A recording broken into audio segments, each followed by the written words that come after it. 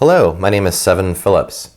I'm here to talk about long-term relationships and marriages when the sex life either disappears or is changed drastically and one or both people are unhappy. It is so common, I think most of you would be surprised. People come into couples counseling and talk about it all the time. It's natural. Life is complex. Our sexuality is a complex thing. And when you've been with somebody for a long time, life events happen, things change that get in the way. And here are some of the main ones that I find.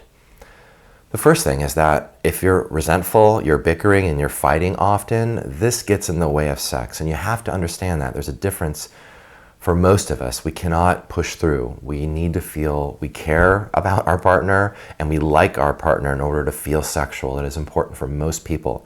And so if this is you, you really need to work on your communication. You need to get some help if you need it with your resentment, and you need to work that out with your partner for your sexuality to improve. Another thing is called a push-pull effect.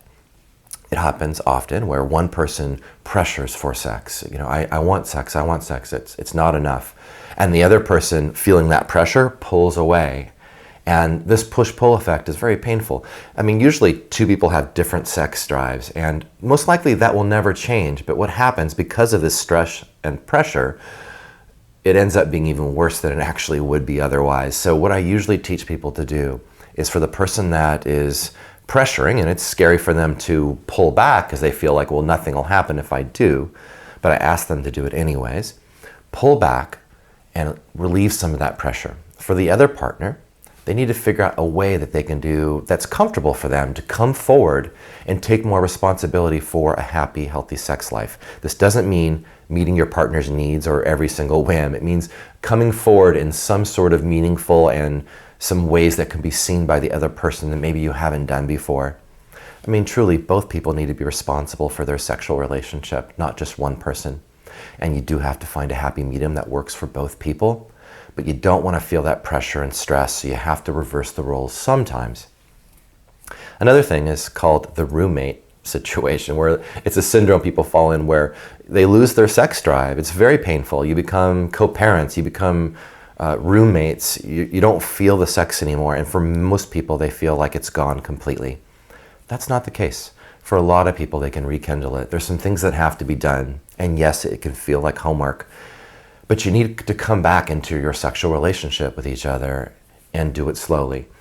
Something that I've understand about sex is really in the brain. It's not necessarily a physical response. We have to feel the other person as a sexual being, and we lose that. In order to find it, we need to rekindle it. And a way to do that is to start with touch homework. You could have sensual massages, maybe take turns doing that with one another at night and leave sex and out of it. You can also eventually move into foreplay and be touching each other, but also leaving maybe penetration out of that. And another thing you can do is that when it becomes comfortable, you'll finally feel that one or both of you feels like we had sex, and it'll be a triumphant moment. And you might even feel like it was really satisfying. And you need to keep that going. You need to rekindle, you need to do it slowly, and you need to find a way for both of you to be happy and do it at the right pace for both people.